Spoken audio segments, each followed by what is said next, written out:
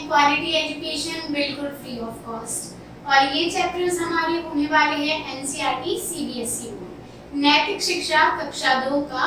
आज हम part number 4 पढ़ने वाले हैं जिसका नाम है नानक की शिक्षा, टीचिंग ऑफ नानक। ठीक है, ये चैप्टर बहुत ज्यादा इंटरेस्टिंग होने वाला है, पहले से ही बता देती हूँ। इस चैप्टर में आपको इतना बड़ा ट्विस्ट देखने के लिए मिलेगा, मैं आपको बता रही हूँ, जिससे आपके भी मन में क्वेश्चन तो आएगा। आप देखते हैं इस स्टोरी में क्या होता है। इस लेक्चर को आप पूरा देखिए, तभी आपको ठीक से समझ आएगा। और कोई भी आपको डाउट रहता है आप कमेंट सेक्शन में बता सकते हैं। ठीक है बच्चों, चलिए शुरू करते हैं। चैप्टर का क्या नाम है हमारा?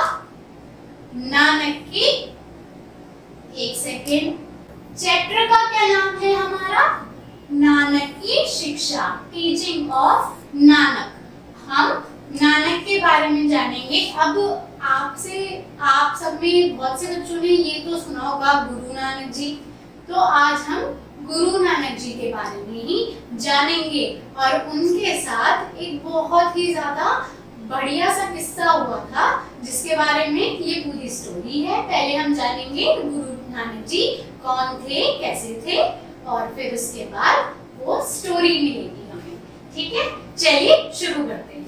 सिख धर्म के प्रवर्तक गुरु नानक देव का जन्म लाहौर पाकिस्तान में 35 मील दूर स्थित तलवंडी नामक ग्राम में हुआ था। अब ये जो सिख धर्म के हैं, कौन है ये? गुरु नानक जी। सिख धर्म वाले जो होते हैं वो गुरु नानक जी को फॉलो करते हैं। ठीक है, उनका जन्म कहाँ हुआ था? लाहौर, पाकिस्तान से कितनी 35 मील दूरी पर, जहाँ पे एक गांव था जिसका नाम क्या था? तलवंडी, तलवंडी नाम था। ठीक है, अब वह ननकाना साहब कहलाता था। अब जो वो था ननकाना साहब कहलाता था। उनके पिता का नाम कालूराम और माता का नाम तृप्ता देवी था। उनके पिता का नाम था कालूराम और माता का तृप्ता देवी। गुरु नानक का जन्म मन पढ़ाई संसार के काम धंधों में नहीं लगता था। अब जो गुरु नानक जी थे उनका पढ़ाई में और संसार में और जो बाकी के काम धंधे होते हैं वो काम में उनका मन जो है वो लगता नहीं था, उनका इंटरेस्ट नहीं था। ये बचपन से ही साधु संगति, प्रभु भक्ति और साधु संतों की सेवा में लग गए थे। ये बचपन से ही, जब ये छोटे थे, साधु संगति में रहते थे और प्रभु की भक्ति करते थे। और जो साधु थे उनकी क्या करते थे? उनकी देखभाल करते थे, उनकी सेवा का काम करते थे। यहाँ उनकी संबंधित एक घटना दी जा रही है। अब जो ये घटना दी जा रही है उनसे संबंधित, जो मैंने आपको बताया था स्टोरी, आइए उसे देखते हैं। एक बार गुरु नानक जी अपने एक शिष्य के साथ कहीं जा रहे थे। गुरु नानक जी अपने एक शिष्य के साथ कहीं जा रहे थे। बीच में एक गांव आया था और गुरु नानक जी वहां कुछ देर रुके। अब रास्ते में जहाँ वो जा रहे थे, एक क्या आया? गांव पड़ा वहां पर। तो वो कुछ देर के लिए वहां पे क्या करने के लिए? विश्राम करने के लिए रुके हुए थे। परंतु किसी ने उनका आदर सत्कार नहीं किया और ना ही किसी व्यक्ति ने उन्हें अन्न जल के लिए आमंत्रित किया। किसी ने उनका आदर नहीं किया वहां पर जो गांव वाले थे, और ना ही उनको पानी के लिए, किसी भोजन के लिए आमंत्रित करा। पूछ भी लेते हैं, जैसे किसी ने उनसे नहीं पूछा, उनका आदर नहीं करा। इस पर ना ही गुरु नानक जी को उन पर क्रोध आया और ना ही उन्हें बुरा लगा। अब जो गांव वालों ने गुरु नानक जी के साथ किया था, गुरु नानक जी को ना तो उन पे क्रोध आया और ना ही उन्हें बुरा लगा। अब जानते हैं क्यों। नानक जी आगे बढ़ने लगे तो उन्होंने प्रार्थना की, हे प्रभु, ये गांव यहीं बना रहे। अब इन सब चीजों से गुरु नानक जी को फर्क नहीं पड़ा, लेकिन उन्होंने तब भी क्या करी, प्रार्थना करी, क्या कि ये गांव जो है वो यहीं बना रहे, कहीं जाए ना।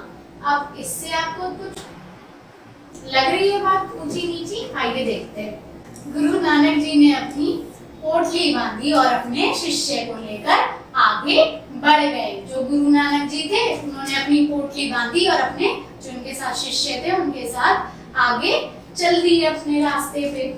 फिर आगे क्या होता है, थोड़ी दूर जाने पर ये गांव आया। अब वो थोड़ी देर चले, थोड़ी और आगे बढ़े तो रास्ते में क्या पड़ा, एक और गांव पड़ा। गुरु नानक जी वहां पर भी थोड़ी देर के लिए ठहरे। अब जो गुरु नानक जी थे वहां पे भी विश्राम करने के लिए थोड़ी देर के लिए वहां पे ठहरे हुए थे। वहां के लोगों ने उनका बहुत आदर सत्कार किया, उनका बहुत ज्यादा आदर सत्कार किया। जो गांव के लोग थे उन्होंने उनका बहुत ज्यादा आदर किया। ठीक है, थोड़ी देर में नानक जी विश्राम करके वहां से भी चलने लगे और थोड़ी देर में उन्होंने विश्राम किया और वहां से भी अपने गांव से चलने लगे। चलने से पहले नानक जी ने भगवान से प्रार्थना की। अब नानक जी ने क्या प्रार्थना करी उस गांव के लिए, हे प्रभु यह गांव बिखर जाए। अब तो शिष्य का धैर्य बांध टूट गया। अब जो उनके साथ शिष्य था वो, उसका तो जो धैर्य था कि गुरु नानक जी क्या कर रहे हैं, उसका धैर्य ही टूट गया और वो पूछने लगा, वह गुरु जी से पूछने लगा, गुरु जी आपने यह कैसा इंसाफ किया, बताओ आपने ये कैसा इंसाफ किया। सोचने वाली बात है, क्योंकि जिन्होंने आपका आदर सत्कार नहीं किया उन्हें तो आपने एक जगह बने रहने को कहा, और जिन्होंने आपका इतना सत्कार किया आपने उन्हें बिखर जाने के लिए कहा। उन्होंने पूछा कि जिसने तो आपका इतना ज्यादा आदर सत्कार किया उसको तो आपने बोला कि ये गांव बिखर जाए, और जिन्होंने आपका आदर सत्कार नहीं किया उनका आपने कहा कि ये गांव यहीं का यहीं बना रहे। ऐसा क्यों? वो बहुत ज्यादा सोचने वाली बात तो है भाई, ऐसा क्यों हुआ। तो गुरु नानक जी ने कहा, गुरु नानक जी ने शिष्य को कहा, बेटा बुरे लोग जहां जाएंगे वहां अपनी बुराई फैलाएंगे। बुरे लोग जो होंगे वो जहां भी जाएंगे वहां क्या करेंगे, अपनी बुराई फैलाएंगे, है ना। इसलिए मैंने उनको एक जगह बने रहने की प्रार्थना की और अच्छे लोगों के बिखर जाने की प्रार्थना की।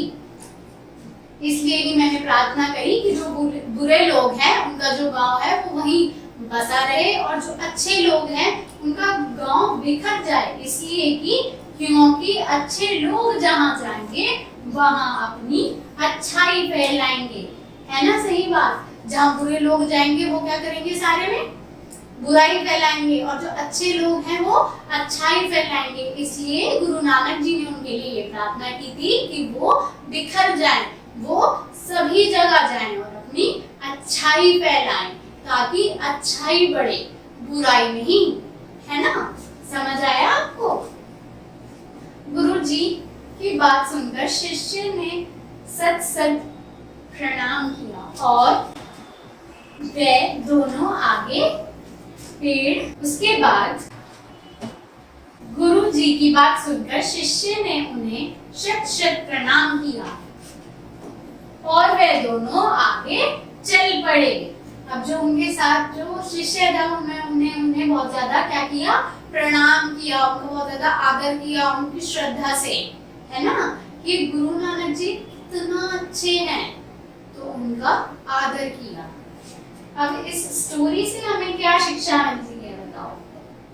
बच्चों, हमेशा अच्छाई ग्रहण करनी चाहिए, बुराई को सदा के लिए त्याग देना चाहिए। हमें हमेशा अच्छाई को ही ग्रहण करना है ना। हमें अच्छाई ही लेनी है, और जो बुराई है हमारे अंदर हो बुराई, हमारे आसपास हो बुराई, उसे त्याग दो, उसे दूर करना चाहिए, है ना।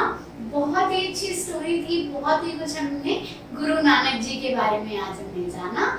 ये चैप्टर आपके लिए बहुत ज्यादा यूजफुल होने वाला है। आपको कोई डाउट रहता है तो आप कमेंट सेक्शन में बता सकते हैं, हमें आपके कमेंट्स बहुत ज़्यादा अच्छे लगते हैं, बहुत प्यारे प्यारे कमेंट्स बच्चे करते भी हैं। और इस लेक्चर को यहाँ तक देखने के लिए आपका धन्यवाद बच्चों।